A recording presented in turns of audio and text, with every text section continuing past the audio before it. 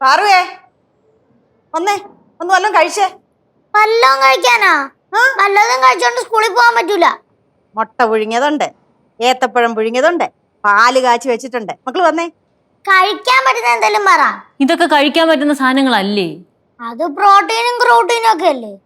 മനുഷ്യന്മാർക്ക് വയറ് നിറച്ച് കഴിക്കാൻ പറ്റുന്ന സാധനം ഉണ്ടോ എന്നാണ് ഞാൻ ചോദിച്ചത്. നല്ല ദോശയും ചമ്മന്തി ഉണ്ടാക്കി വെച്ചിട്ടുണ്ട്. അയ്യേ, അതേ ഉള്ള. ആ, നീ ഇത് പറയുന്ന എനിക്ക് അറിയായിരുന്നു. അതുകൊണ്ടേ കനകാന്റെ നൂഡിൽസ് ഉണ്ടാക്കി വെച്ചിട്ടുണ്ട്. അതും ഉണ്ടാക്കിയ അതിപ്പോ തണുത്താണ്. കൊച്ചെ, ഉള്ളത് വാരി കഴിച്ചിട്ട് സ്കൂളിൽ പോകാൻ നോക്കിക്കേ. സ്കൂളിൽ നമ്പർ ഒന്നും ഇറക്കണ്ട.